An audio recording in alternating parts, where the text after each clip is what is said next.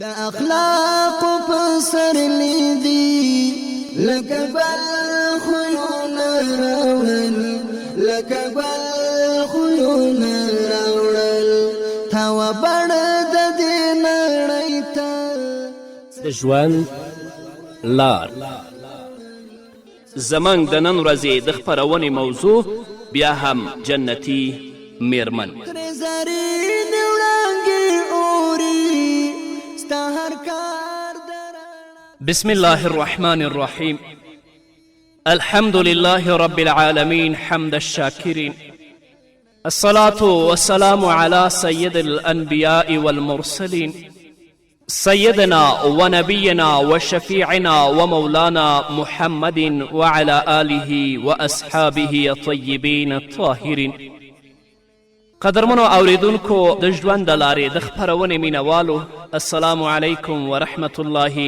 وبرکاته ستاسو روغتیا او خوشحالي د پاک رب نه غواړم په دې هیله چې د صحت او عافیت جامې پر تن ولرئ او خوشحالي مو په برخه وي دا دی زه محمد یاسین فهیم د ژوند د لارې د خپرونې په وړاندې کولو کې ستاسو په خدمت کې یم زموږ د نن ورځې د خپرونې موضوع بیا هم جنتي میرمن درنو اوریدونکو ابن ماجی او صاحب د ترغیب و ترهیب د حضرت ابن ابي اوفا رضی الله تعالی عنه په روایت سره د نبی کریم صلی الله علیه وسلم یو حدیث را نقل کړی عن ابن ابي اوفا رضی الله عنه قال قال رسول الله صلى الله عليه وسلم والذي نفسي بيده لا تؤدي المرأة حق ربها حتى تؤدي حق زوجها رسول الله صلی الله علیه وسلم فرمای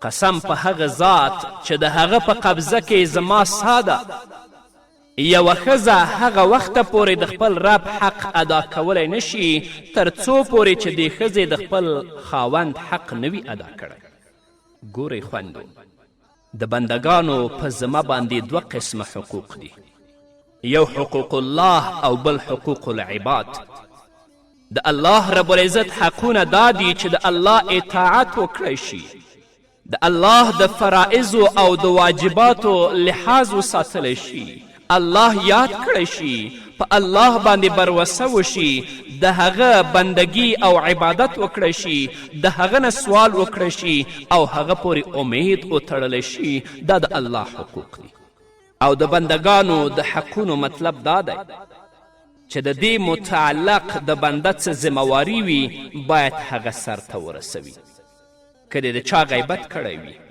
زی به د هغه نه به معافي غواړي که د چا ته بد رد ویلي زی به د هغه نه به معافي غواړي که د چا په تا باندې څه حق وي هغه به په خپل ژوند کې هغه ته پوره کوي او چې د چا ماتحت وي د هغه اطاعت او فرمانبرداري به کوي نو د نکاح نه وروسته زنانه د خاوند ماتحت وي د هغه خاوند په دې ښځه باندې حق دی چې دا خورې ادا کړي د الله رب العزت نه پس د خاوند رضا او اطاعت د زنانو په ذمه دی اوس چونکه بنده محتاج وي د ده د حق ادا کولو ضرورت وي د واده مقصد هم همدغه دی د دې وجې نه د محمد رسول الله په حدیث کې تاکید وکړی شو چې ښځه تر هغه وخته پورې د خپل رب حق نشي ادا کولی تر څو یې د خپل خاوند حق نوي ادا کړی چا چې د خاوند حق ادا نه کړ هغه د الله رب العزت حق هم نشي ادا کولی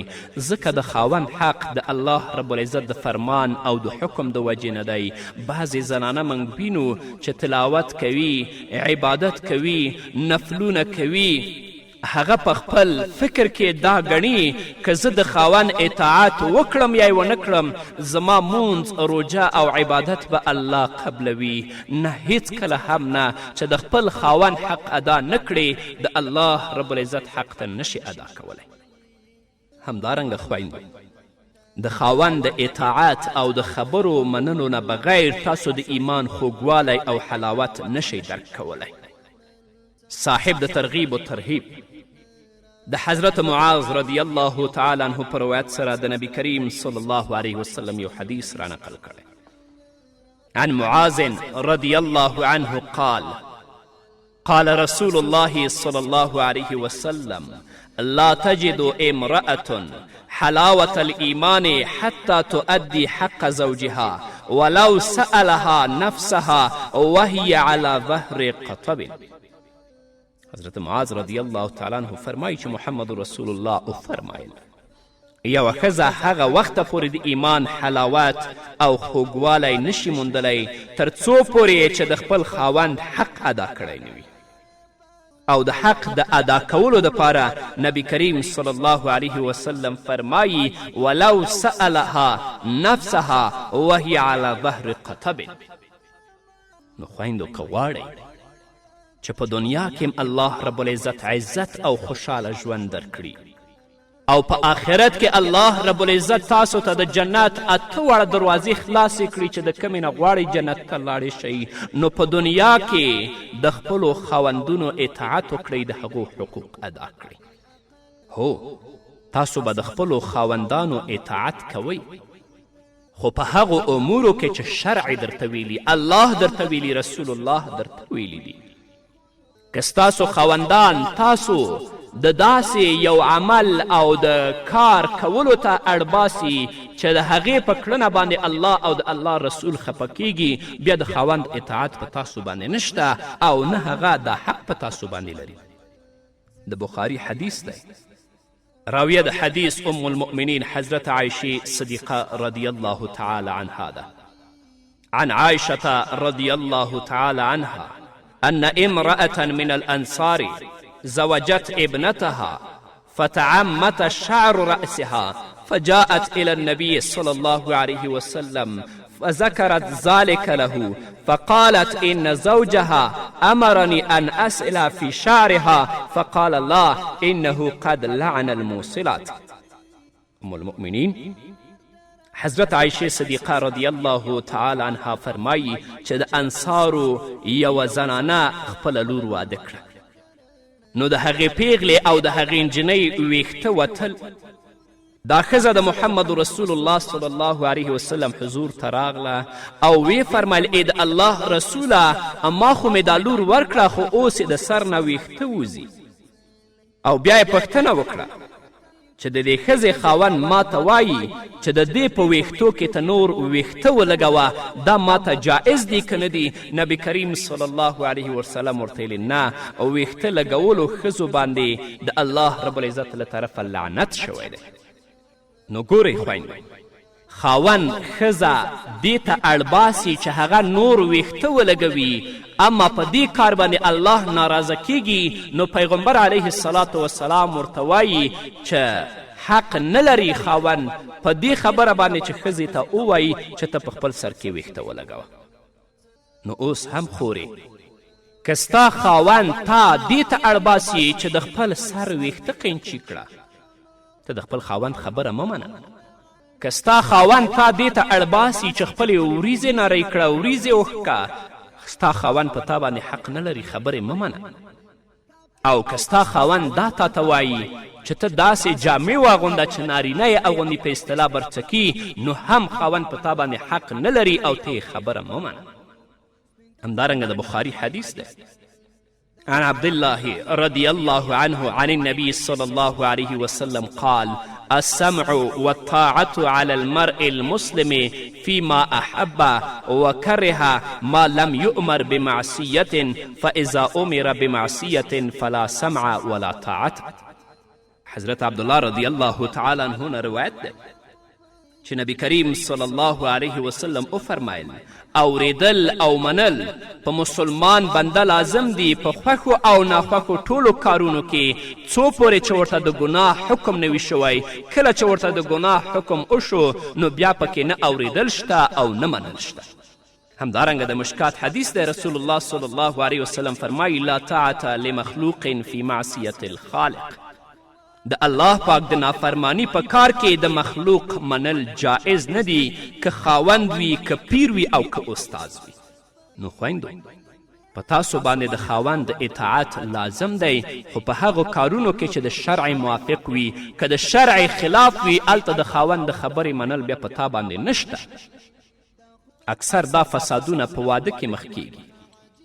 د هغې پیغلې چې واده دی هغه ځان ته فرمایشتونه لري او د هغه ځوان چې واده دی هغه ځان ته فرمایشونه لري او هغه فرمایشونه داسې فرمایشونه او داسې وړاندیزونه دي چې د الله رب العزت د غضب او د لعنت سبب دي خو خور هغه هم مني هغه ځوان هم مني د الله حکمونه شاته غورځوي. همدارنګه د ترمذي حدیث دی. راوی د حدیث حضرت انس رضی الله تعالی عنه دی. عن انس رضی الله عنه قال لعن رسول الله صلى الله عليه وسلم ثلاثة رجل أما قوما وهم له كارهون وامرأة باتت وزوجها عليها ساخط ورجل سمع حي على الفلاح ثم لم يجب. حضرت انس رضی الله تعالی عنه فرمای چې نبی کریم صلی الله علیه وسلم په 3 کسانو باندې لعنت ویلی. یو هغه امام چې د یو قوم امامتی کوي او هغه مقتدیان تی ناراضه وي. دا مقتدیان هم چې تی خفه دي د دې وجې نه چې دا امام یو شرعي مشکل لري خو امام د جماعت نه نوځي بس میراب یې کلک نیولی دې قوم ته امامت کوي. محمد رسول الله په داسې امام لعنت ویلی. ډیری داسې امامان دي چې ژوند یې په خرافاتو کې په بدعات کې او په مزخرفاتو کې تیریږي. قوم دا خوښ نه ګڼي چې داسې یو مبتدع پسې اقتدا وکړي خو هغه میراب ټینګ نیولی نورو خلکو باندې د یو شي او د بل شي ټاپې لګوي. په داسې امام د الله لعنت دی. رسول الله پې لعنت ویلی.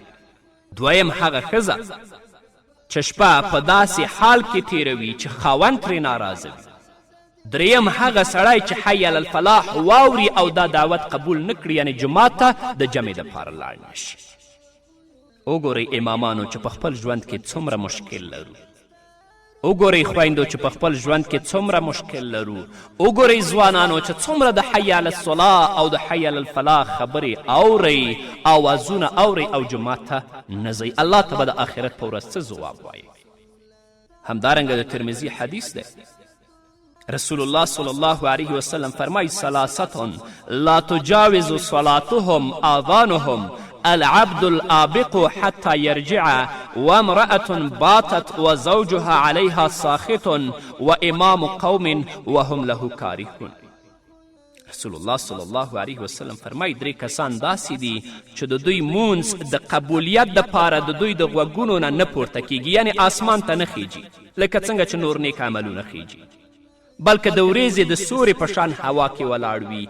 اول په دیو کې تښتېدونکی غلام دی تر څو پورې چې خپل مولا ته واپس نه وي راغلی. دویم په دیو کې هغه ښځه ده چې خاوند ترې ناراضه وي او دریم په دیو کې د یو قوم امام دی چې هغه امامتي کوي خو هغه قوم امامتي نه خوښوي. هغه ښځه چې خاوند ترې ناراضه وي چې څومره عبادتونه کوي الله یې نه قبلوي. هغه امام چې د یو قوم امامت کوي شرعي مشکل لري قوم تی ناراضه دی او دا میراب ټینګ نیسي امامت ورته کوي د دې امام عبادت هم الله نه قبلوي. نو تر اوسه پورې خویندو که تاسو نه ستاسو خاوندان ناراضه دي د هغوی د خوښي لاره ولټوئ تر څو مو عبادات الله قبول کړي.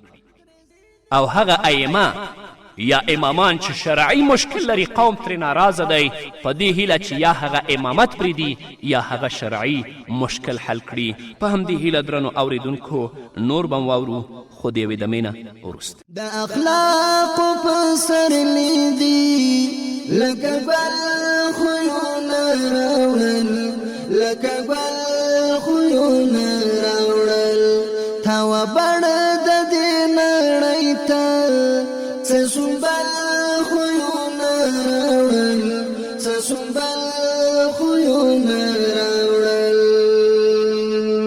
ترې زرینې وړانګې اوري ستا هر کار درنو اوریدونکو بیا هم زموږ سلامونه ومنئ.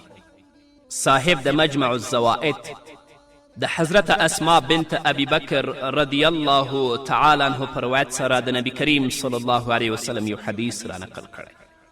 عن اسماء بنت ابي بكر رضي الله تعالى عنهما انها زارت اختها عائشه والزبير غائب فدخل النبي صلى الله عليه وسلم فوجد ريح طيب فقال ما على المرأة ان لا تطيب وزوجها غائب. حضرت اسما رضی الله تعالی عنها چې د ام المؤمنین حضرت عایشې صدیقې خور ده، هغه فرمایي چې زه د خپلې خور عایشې رضی الله تعالی عنها کور ته لاړم. زبیر یعنی زما خاوند غائب و، په دې وخت کې په وطن کې نه و. زه خپلې خور سره ناسته وم چې نبی کریم صلی الله علیه وسلم راغی، نو خوشبویي یې محسوسه کړه.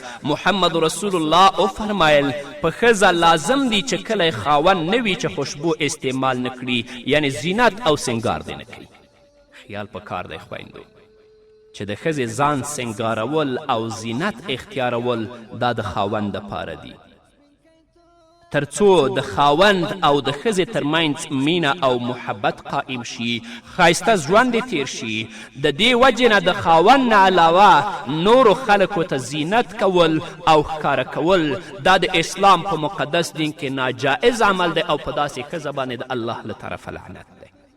افسوس دی چې نن سبا په کورنیو کې زمونږ خویندې خیرینې ګرځي، شلیدلې جامې یې په ځان وي، او چې کله بهر ته وځي په پردیو ودونو کې ګډون کوي، نو بیا د دوی سنګار ته ګوره چې څه به نه وي چې دوی به په ځان نه وي موږلي.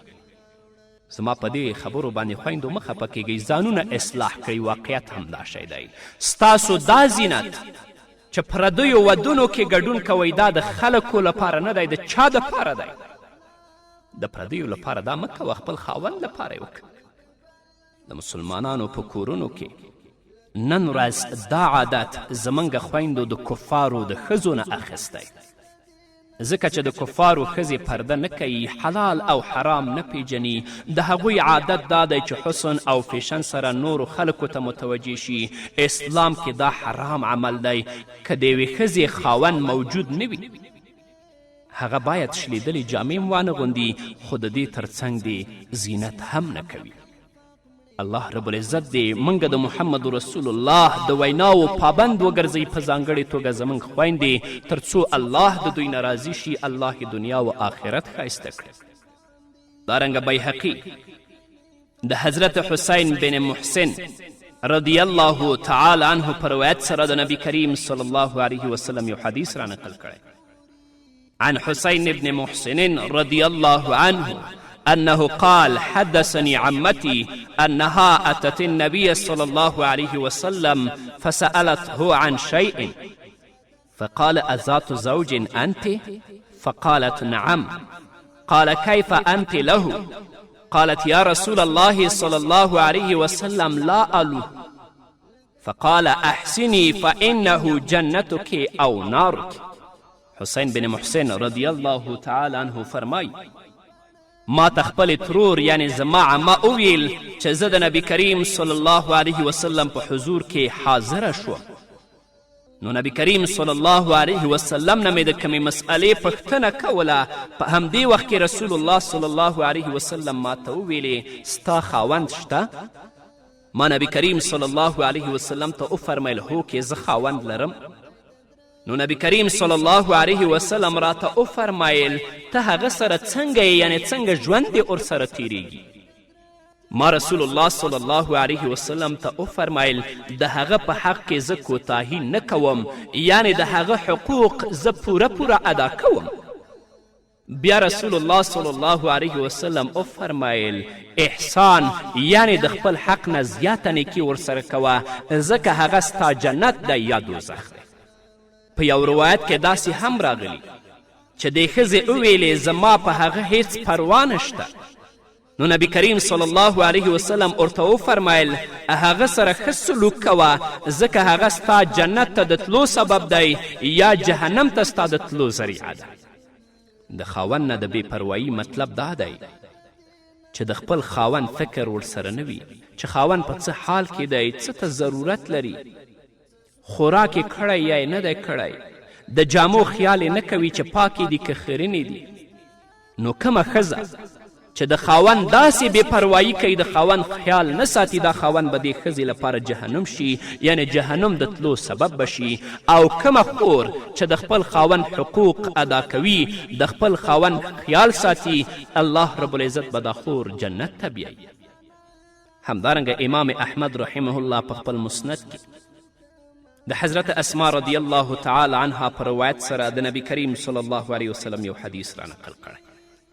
عن أسماء رضي الله تعالى عنها قالت مر بنا رسول الله صلى الله عليه وسلم ونحن في نسوة فسلم علينا وقال إياكن وكفر المنعمين فقلنا يا رسول الله صلى الله عليه وسلم وما كفر المنعمين قال لعل إحداكن أن تطول أيمتها بين أبويها وتعنس فيرزقها الله عز وجل زوجا ويرزق منه مالا وولدا فتغذب الغذبة فرامت تقول ما رأيت منه يوما خيرا. حضرت اسماء رضی الله تعالی عنها فرمای چې د ښځو په یوه ډله کې زه ناسته وم، په موږ باندې نبي کریم صلی الله علیه وسلم تیر شو، سلام یې راباندې واچول او رسول الله صلی الله علیه وسلم وفرمایل خبردار د احسان کوونکو د ناشکري نه ځان وساتئ.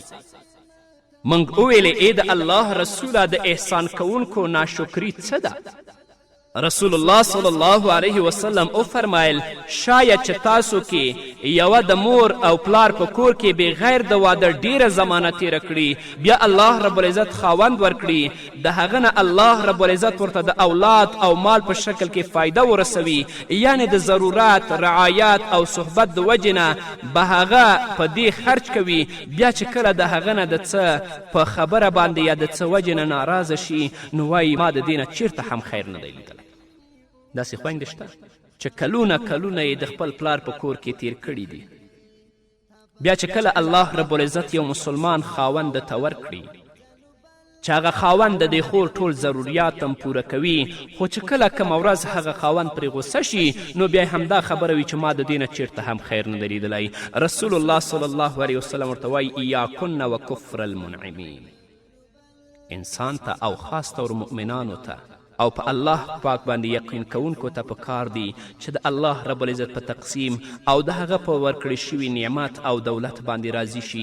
برابره خبره ده که هغه په هره درجه کې وي، که د هغه د خوښې مطابق وي یا نه وي، مالک خالق چې څنګه ساتلی دی نو په هغې د شکر ادا کوي. خورې ستا خاوند هم د الله رب العزت د تقدیر او د فیصلې مطابق تا ته درکړی دی نو په هغه دې هم د الله رب العزت شکر ادا کوه، د کوتاهي او کمی شکایت مکوه.